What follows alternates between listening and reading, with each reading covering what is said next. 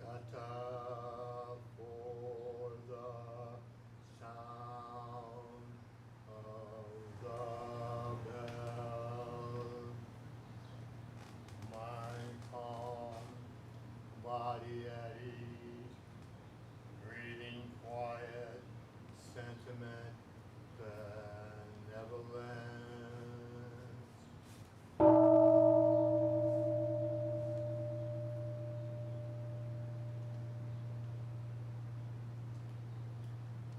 Dharma friend, sitting still in vital silence,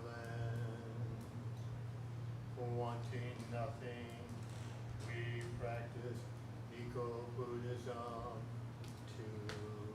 together.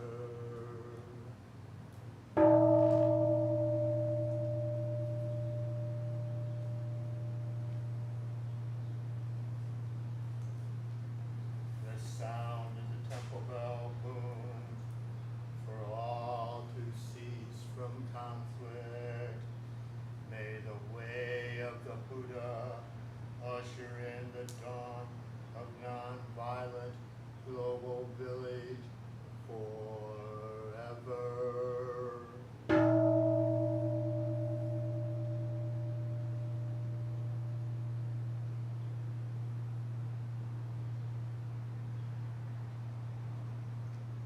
Here is the after sound of the bell, thunder of silence, light after Dharma rain.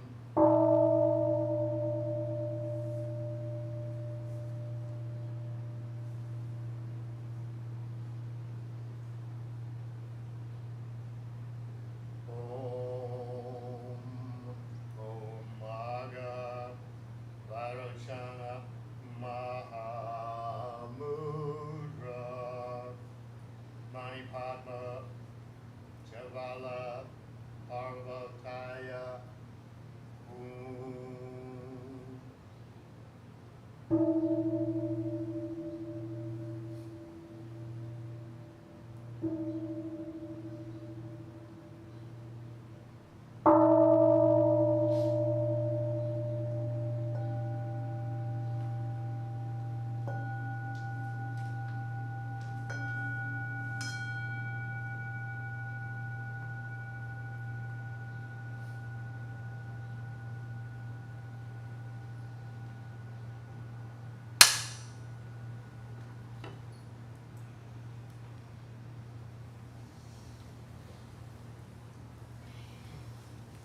Good morning. I'm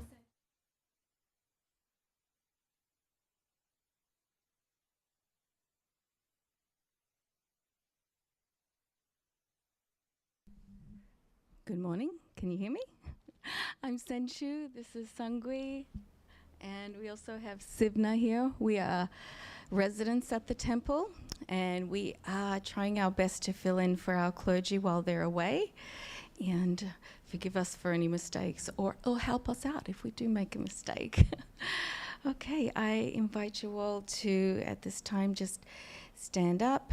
We'll fix our mats and get ready to say the 3 refuges.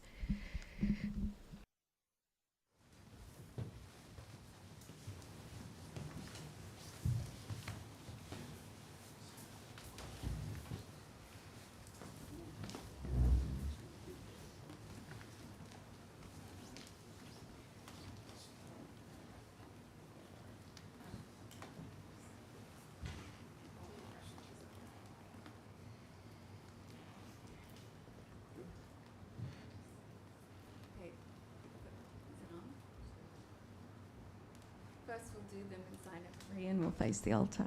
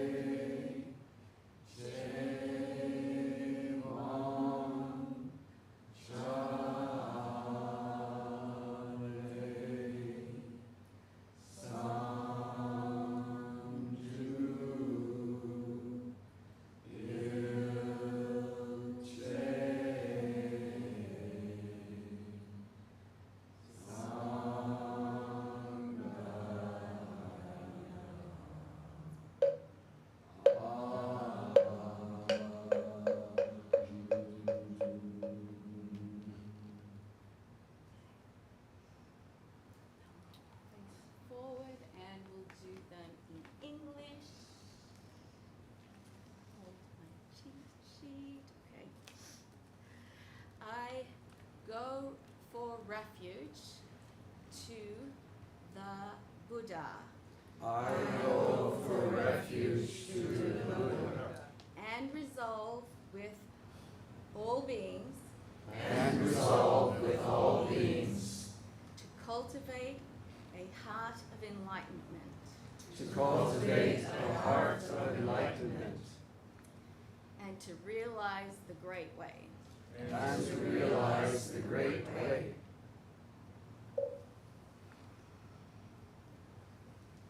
I go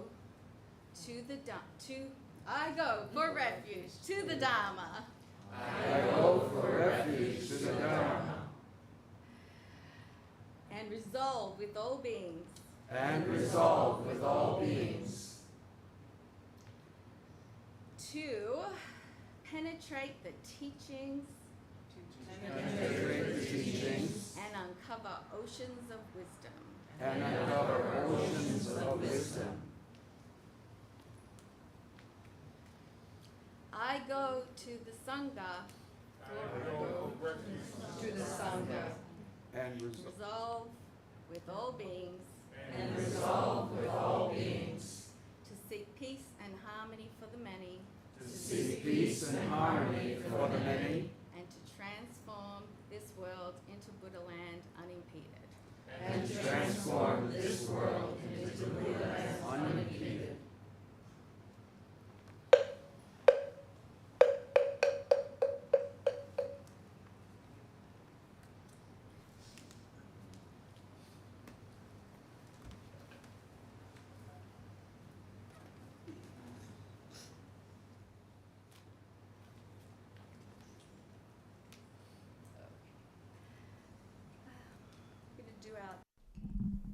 dedication to the ancestors. On this, the 6th day of July, 2025, we acknowledge that this land where our temple building stands has been the home of Native peoples, the Potawatomi, the Ottawa, and the Ojibwe, the Council of the Three Fire Tribes, and also Black Americans. We know that this neighborhood used to be a historically black neighborhood during times of racial segregation and oppression. For our own awakening and for the awakening of all life, may the benevolent energies of our meditation, chanting, and full presence here at the morning service extend to all beings on this planet and throughout time and space. May there be a deepening of our interbeing. May peace prevail and wars cease. Okay. Let's make 3 bows to the altar.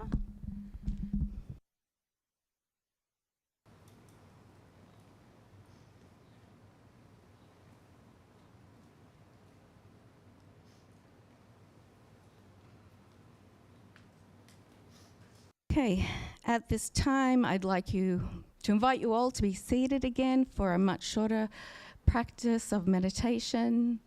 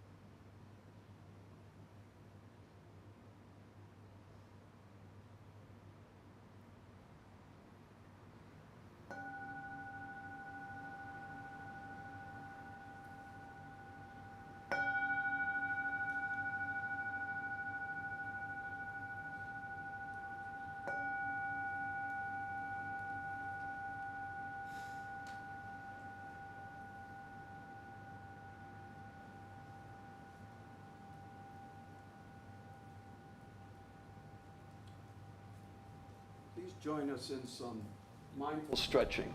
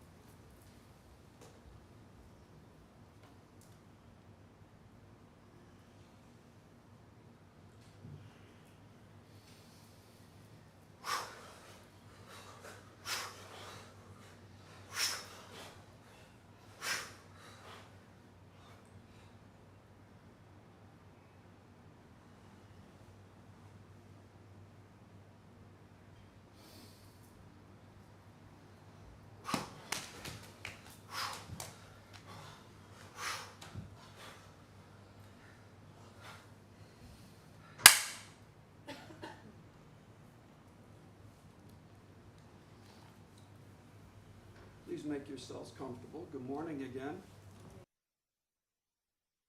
If you can, oh, there it is. So sit comfortably if you're not already. It's nice to have everyone out today. Since you mentioned, there are 7 residents that live here full time. Me, Rena, Sivna, who's here working with us, Payu, Arena, and Wancho. Wancho is actually on the long retreat. So along with, and collectively, through the last 10 days, we've kept the life of the temple going, like a household, plants and mail and all the business at hand. So we're happy to share that during the retreat, and it's been referenced a couple of times for the past few weeks, that coming out of the retreat, and during the retreat, there was an ordination service. So we have 3 new Dharma teachers coming back from the New York temple. So the camera's right there. If you could make a hapchung, we're going to bow to them because they're watching right now. Or they'll watch later. And their names are Bhavana, Magamak, and Mamsamsam. Yeah, Mosamsam, yeah. So today we're going to practice, in a minute, a practice called Tonglen. Some of you will know it as loving kindness. Some of you might know it as loving kindness metta. So it's a tool in the toolbox for practice. Because when we come and sit, everyone may come with their own practice, depending on the roots that you come from. So I would like to read, to set the stage, from the Dhammapada, chapter 3, entitled The Mind. So please make hapchung. And you may just close your eyes or listen intently to the words of the Buddha. As the fletcher whittles and makes straight his arrows, so the master directs his straying thoughts. Like a fish out of water, stranded on the shore, thoughts thrash and quiver. For how can they shake off desire? They tremble, they are unsteady, They wander at their will. It is good to control them, and to master them brings happiness. But how subtle they are, how elusive. The task is to quiet them, and by ruling them, to happiness. With single-mindedness, the master quells his thoughts. He ends their wandering. Seated in the cave of the heart, he finds freedom. How can a troubled mind understand the way? If a man is disturbed, he will never be filled with knowledge. An untroubled mind, no longer seeking to consider what is right and what is wrong. A mind beyond judgments watches and understands. Know that the body is a single fragile jar, and make a castle of your mind. In every trial, let understanding fight for you to defend what you have won. For soon the body is discarded, and then what does it feel? A useless log of wood lies on the ground. Then what does it know? Your worst enemy cannot harm you as much as your own thoughts unguarded. But once mastered, no one can help you as much, not even your mother or your father.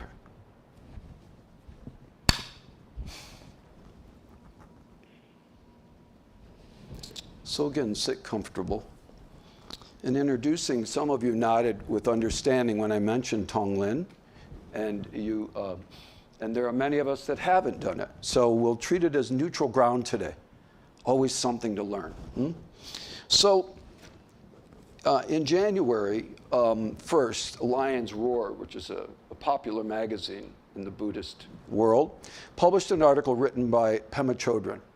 Many of you may know Pema's voice. And it's a short, brief statement of the philosophy of Tonglen and the simple 4 steps which we'll practice after this introduction. Quoting Pema, Tonglen practices reverse our usual logic of avoiding suffering, seeking pleasure. In Tonglen, we visualize taking the pain of others with every in-breath and sending out whatever will benefit them on the out-breath. In this process, we become liberated from age-old patterns or selfishness. We begin to love for both ourselves and others. We begin to take care of ourselves and others. Tonglen awakens our compassion and introduces us to a far bigger view of reality. It introduces us to the unlimited spaciousness of shunyata, emptiness. And by doing the practice, we connect with the open dimension of our being. Tonglen can be done for those who are ill, those who are dying or who have passed, or those who are in pain of any kind. It can be done as a formal meditation practice or right on the spot. If we are walking and we see someone in pain, right then and there, we can take it in and send out metta, loving kindness, and compassion, a sending out relief. Usually we look away when we see someone suffering. Their pain brings up fear and anger. It brings up our resistance and confusion. So we can also do Tonglen for all the people just like ourselves. All those who wish to be compassionate but instead are afraid. Who wish to be brave but instead are cowardly. Rather than beating ourselves up, we can use our personal stuckness as a stepping stone to understand what people are up against all over the world. Breathe in for all of us, breathe out for all of us. Use what seems like poison as medicine. We can use our personal suffering as a path to compassion for all beings. Close quote. So I am going to just read the 1 through 4 steps and then we'll practice. Okay? Step 1, flash on bodhicitta. Bodhicitta is often and sometimes known as awakening the mind. Rest your mind for a second, which will take a pause when we begin the practice, and then we'll move on to step 2. Begin the visualization. With texture, breathe in feelings of heat and darkness and heaviness, a sense of claustrophobia perhaps. Breathe out the feelings of coolness and brightness and light and a sense of freshness. Breathe in completely, taking in negative energy through all the pores in your body. Breathing out completely through all the pores of your body, relief and compassion to where and to whom you've directed your mind. Do this until your visualization is synchronized with your breathing. Step 3, focus on a personal situation. This may be a really good starting point. Traditionally, you begin with just yourself or someone you know you wish to help.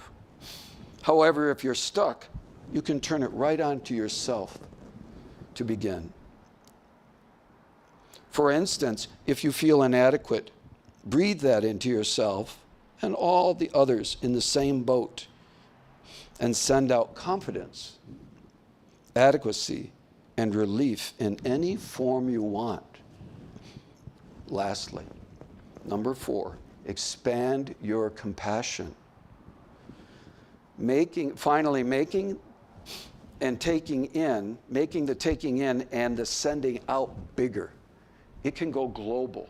It can go beyond definition of lines and numbers.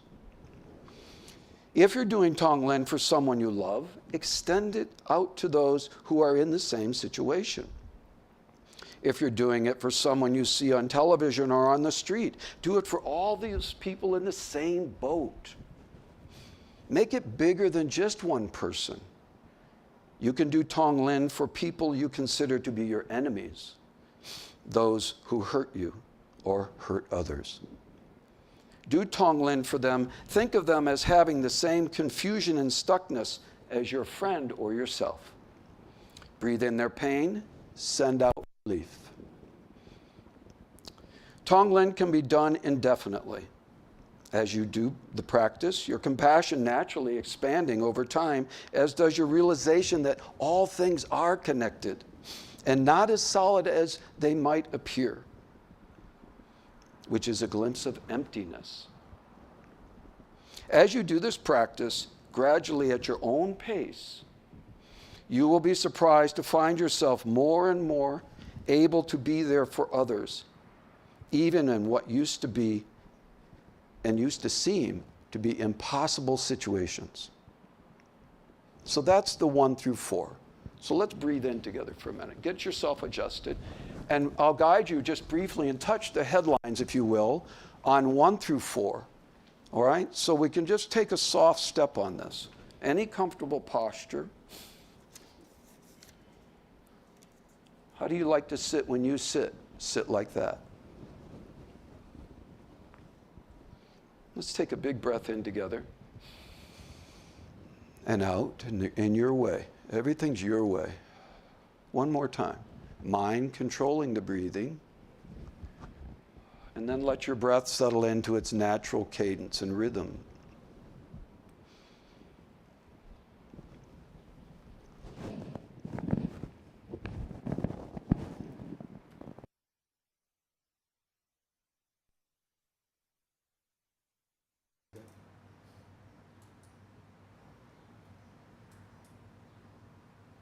In a state of openness and stillness.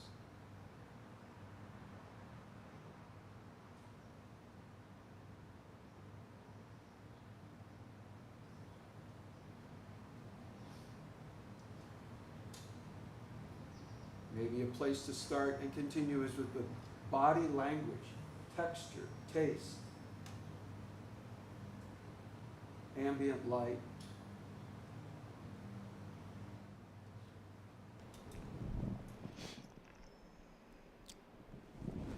Identifying the simple, subtle things that's sitting with you.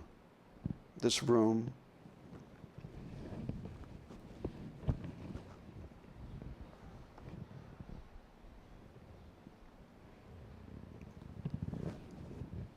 Start to identify the emotional state you might be sitting with just right now.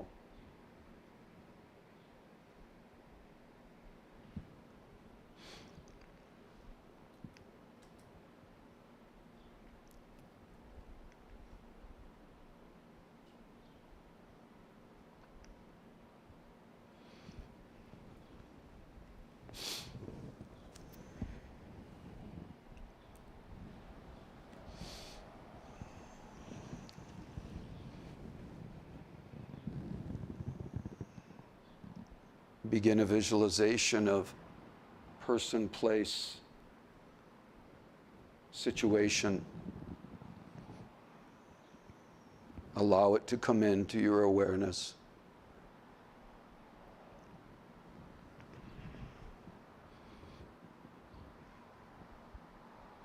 No judgment.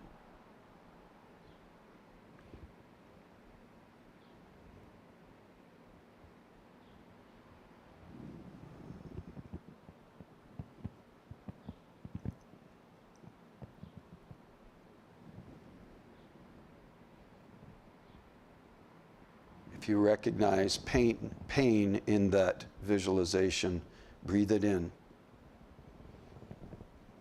And on the out breath, send the loving metta kindness back in that direction. So the inhale, exhale, relief.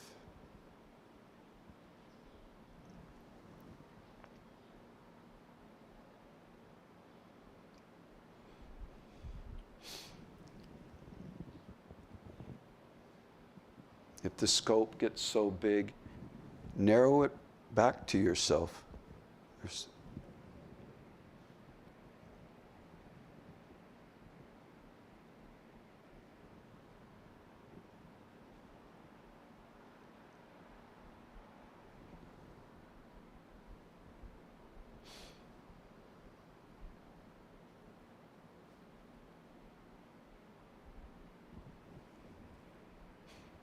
Expanding beyond this space,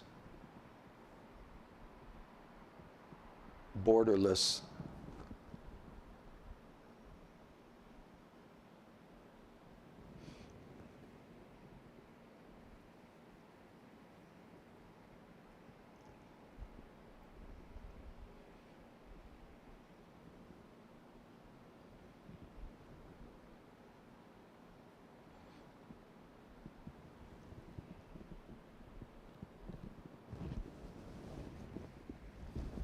And allow the energy of your awareness to shift from a micro to a macro, globally, locally, and everything in between. And if something rises up, particularly, sit with that for a number of breaths.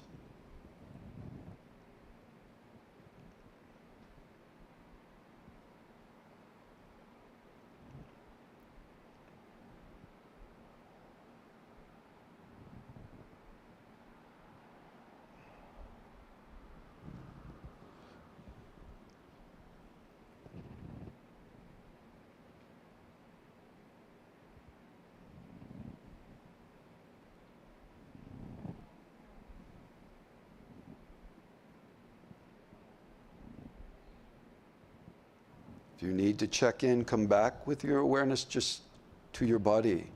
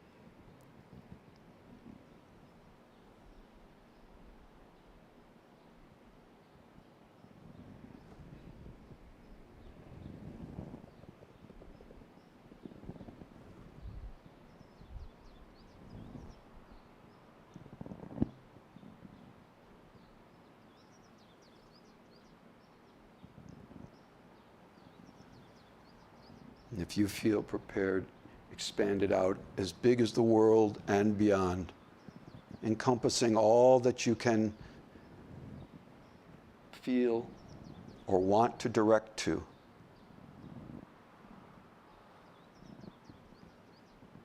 Breathe it in. Send love, kindness, and compassion. And repeat.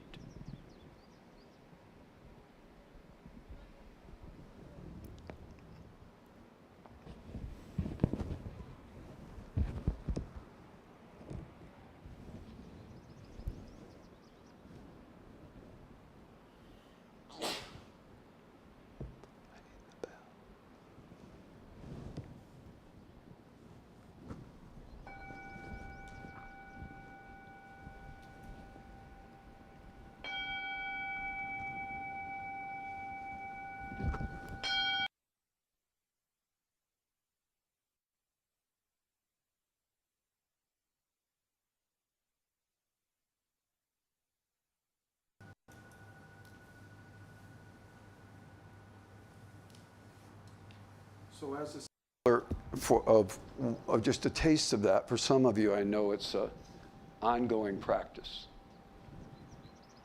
I'd be interested to know how that might have flowed with you in its primer stage of a fundamental idea. It's a practice that, as Pema writes, and as those of you practiced, she, of course, is one of the hallmark practitioners and writers and of it.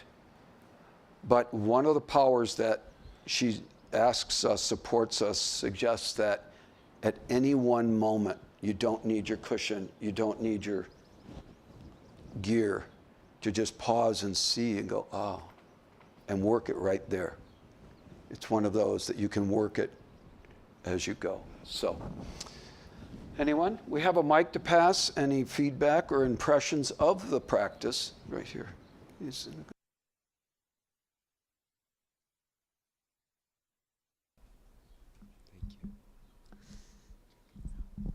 Hello. This is my first time doing this practice in such a formal sense, but the first time hearing the name of it or any of the explicit steps. But I feel like this is a practice that I carry with me in the world, and I feel like it has brought me great relief of suffering for myself and others.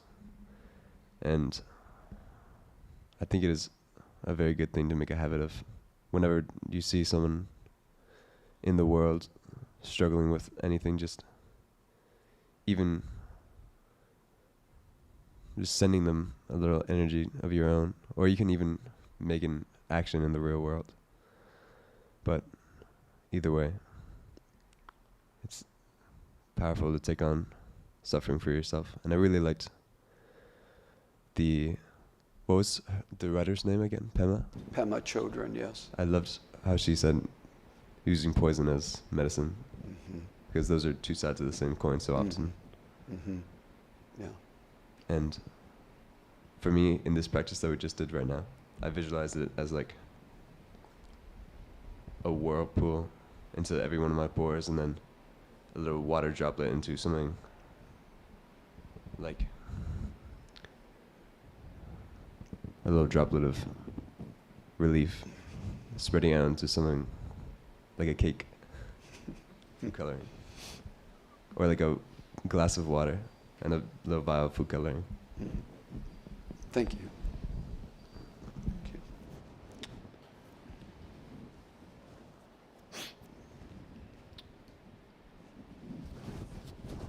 You know, one of the aspects that you commented on is consistency in a word, is the consistency of that sending compassion out versus just a half hour now and then on the mat, or it's a regular practice. And it just opens up, can open up, just that heart that we carry out into the world. Right? So we come to temple, this is a place to really immerse and put forth that effort, right? To develop our skills, that when we see the suffering, as it's said, on television. We don't have to even be in the environment to feel that need of others, that need at least someone, maybe many of us, sending that out. So thank you. Yeah.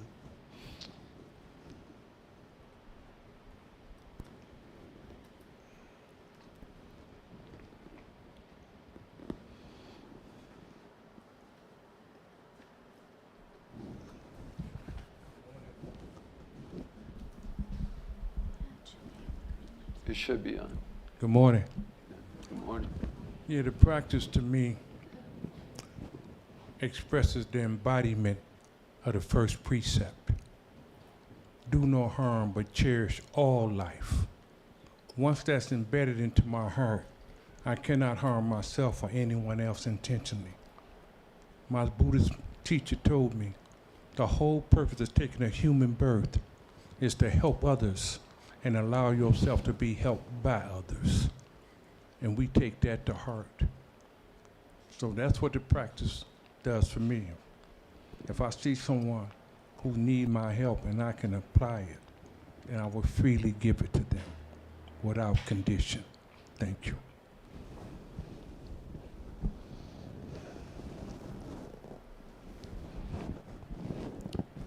What I like about this practice is it gives me permission to visualize and think, but it directs those thoughts. I really appreciated the analogy of thoughts as a flopping fish, because that's how I often feel while meditating. My thoughts come and just and I'm like, shh, shh, shh. Meditate, we're meditating. Breathe. You're breathing in, you're breathing out. Okay. So a visualization practice is very helpful. It puts those powers for good. And it also, interestingly, made me feel safer to take on the suffering of others. You know, normally I go through the world pretty boundaried, like, that's your stuff. I got my own stuff to worry about. I'm not gonna let you harm me with your suffering. And so the practice is a safe space to do that, especially in Sangha together with support of the Dharma. And so my fantasy people were all over the place. It was, I envisioned a Donald Trump press conference. I took in the narcissism and the childishness, and I breathed out like accountability, duty to your people, compassionate leadership. And then like my kid got stung by a wasp today, and I was like breathing in his pain, and then I was like, hopefully that heals soon for you. It was all over the place. It went everywhere from a bee sting to the president, and like all parents and my parents, and it was interesting.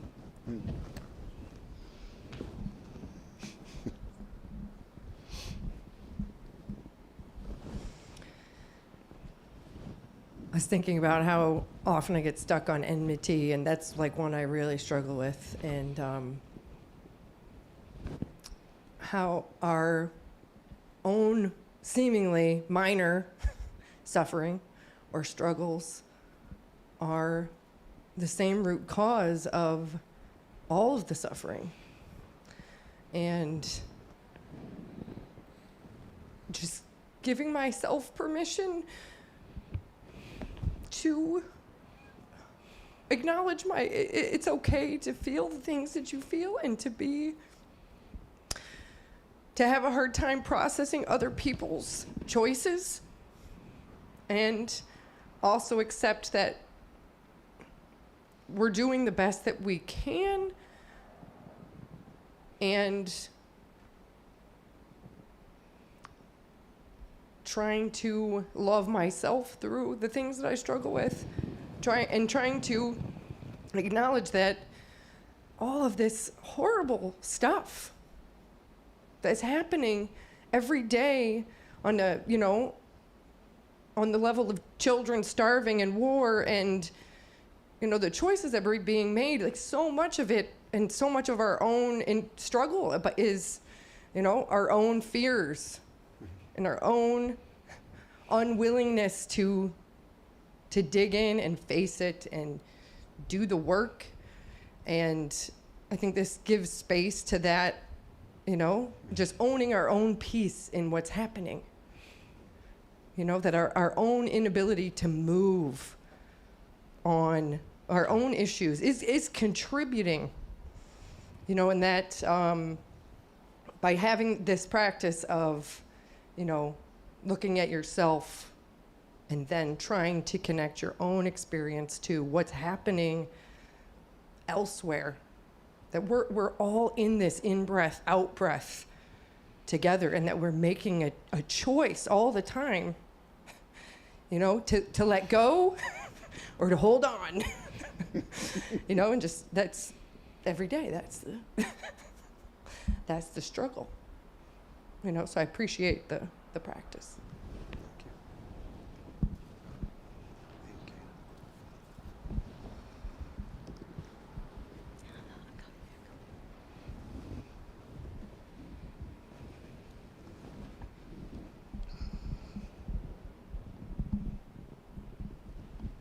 Thank you for that. I know this practice is the practice of taking and giving, and the reason why this one has always hit me is that I feel like we often hear of a meditation where we imagine ourselves breathing in purity and breathing out negativity, which is the opposite of this practice. And in this case, we're breathing in the negativity of others, taking it within ourselves, and outputting loving kindness. And I think that there's an immense amount of strength that comes from that, because it's not necessarily about relieving one's own suffering. It's about taking on suffering and practicing the strength to respond to suffering with kindness. I love the analogy of this, of imagining oneself as a vast, pure ocean where it wouldn't matter how much toxicity poured in, that you would be able to maintain a sense of equanimity and inner strength that allows you to always respond to others' negativity with a sense of loving kindness.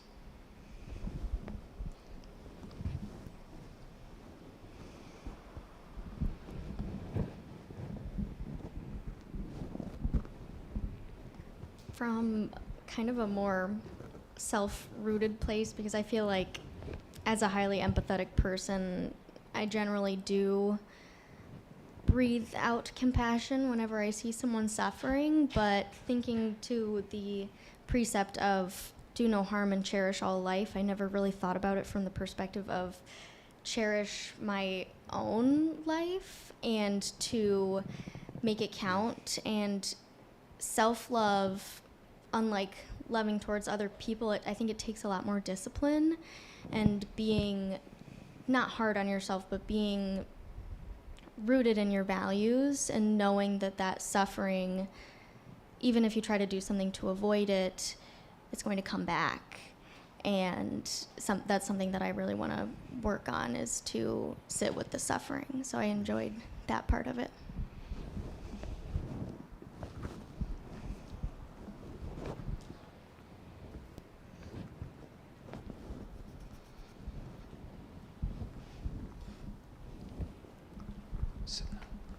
I appreciate you saying that about being grounded in the self, because selfishly, anytime I hear that we're going to practice Tonglen, or if I'm practicing it in my own practice, it just feels overwhelming. And as a highly empathetic person, I just can't contain it. Even now, it's just so heavy. My own son is really, really struggling.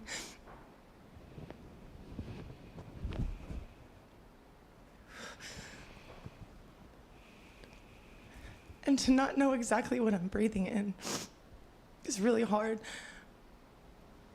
But I know it's something.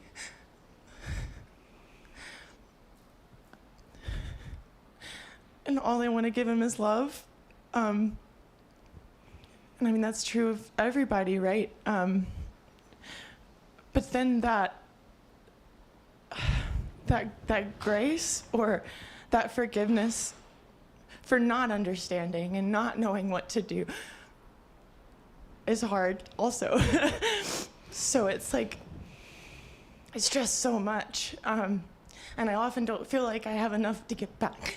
And I think that's where it gets really overwhelming, you know, because then when you start to expand it to the world and you think, oh, this is so big.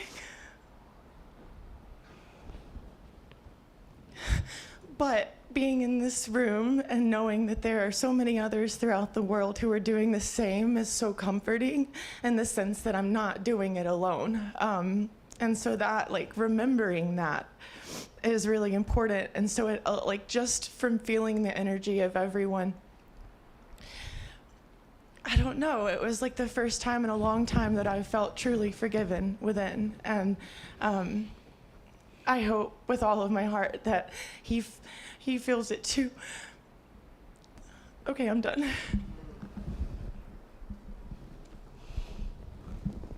Thanks. I have one more. Okay. Two more. We have time for.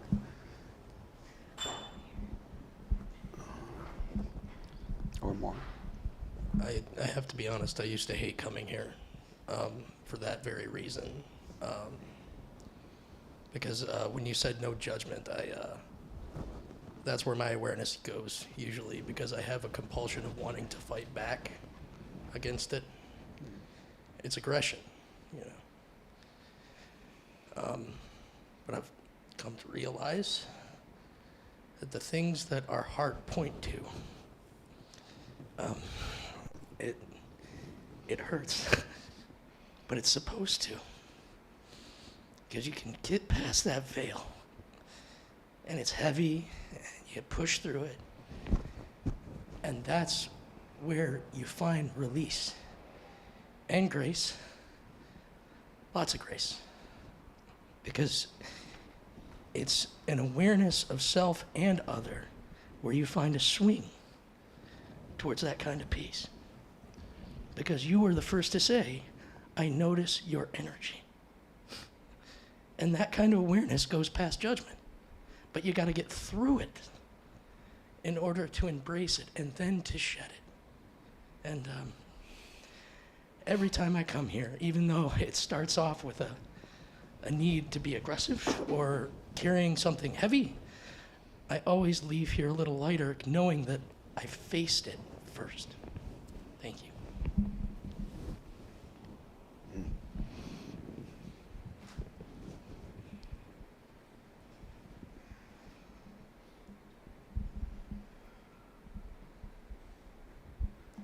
Going again. I like this exercise because it is it sets up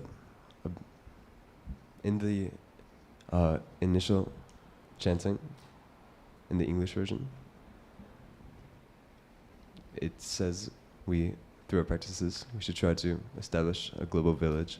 And I feel like this is very indicative of that. It kind of helps us all live together instead of all live individually. It's like we're all a big ant colony or one big tree that's connected by the roots, and we're all just sprouts coming up. And through our practice, we can help give the other trees who need it their energy and their life and their nutrients, and help protect them against any storms or wind. And we can find the beauty in ourselves. Somebody was saying how much harder it is to love yourself than to love others. And I think that is because all day we are seeing every secret that we hold and everything that we hide from everyone else. But I think through these practices, we can help tear down any walls that we keep up.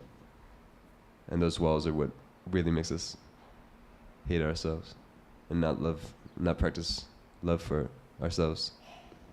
And I think being unable to have love for yourself greatly hinders your ability to have love for others and to give love and to take love and to be so powerful that you can grab somebody else's suffering and breathe out as compassion. which is also very tree-like, I think. Breathing out oxygen and taking in carbon dioxide.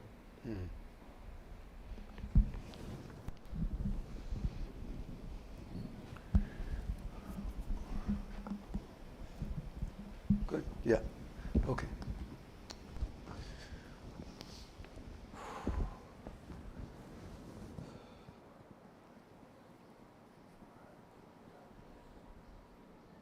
This is Sangha,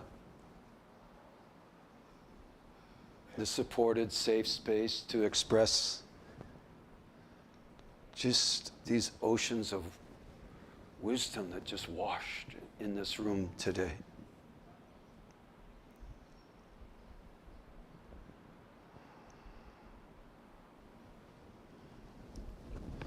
Thank you for all the voices.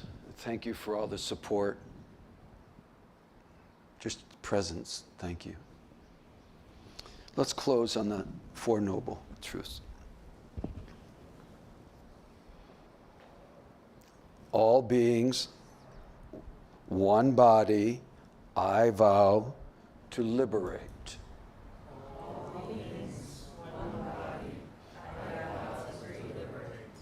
Blind passions, one root, I vow to terminate.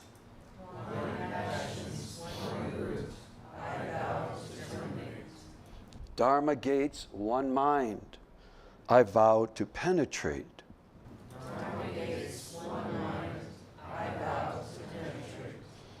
The great way of Buddha, I vow to realize.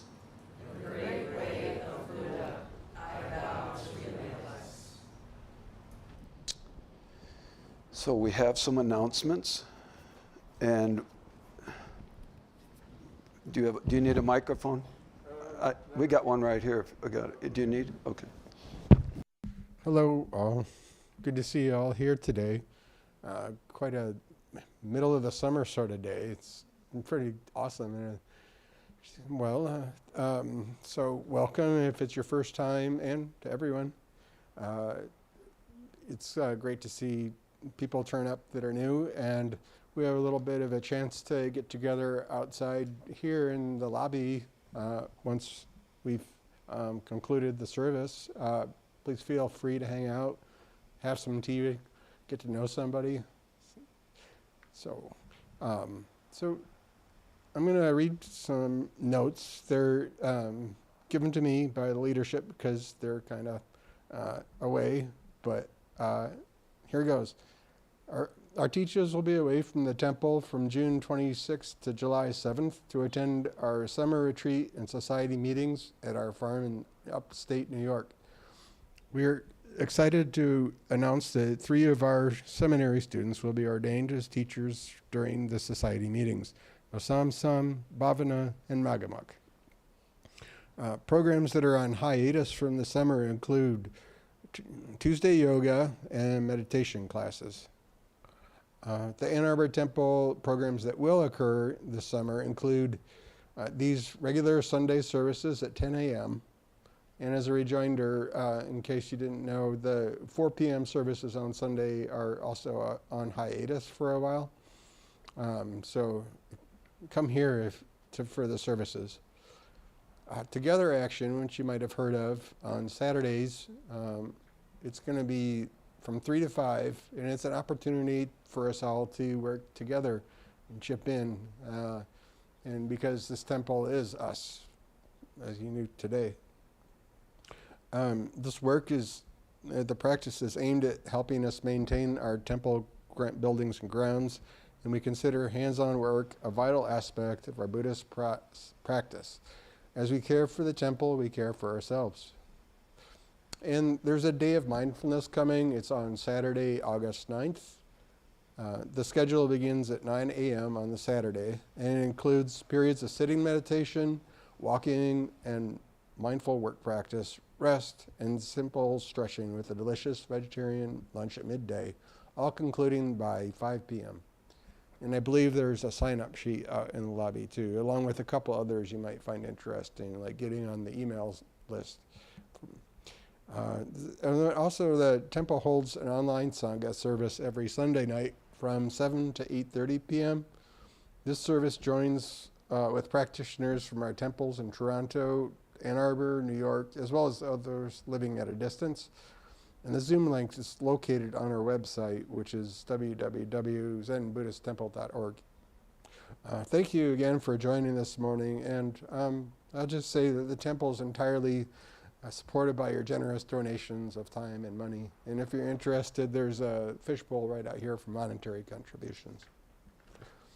So, yeah, let's see. Hope you hang around for a little bit, get to know someone, and I will see you and talk to you when I can.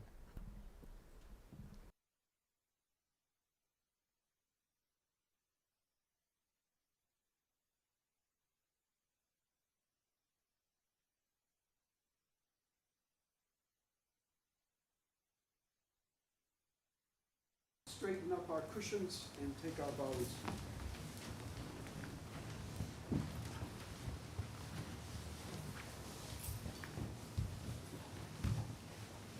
Oh, by the way, I just thought one more thing that Mike Iljon, he asked me to remind you guys to know that there is a 12 p.m. Dharma recovery program, and it's in the yellow building, historical temple building next door. You just go up the steps into the library. Thank you. Did everyone hear that? Okay. So, 3 bows.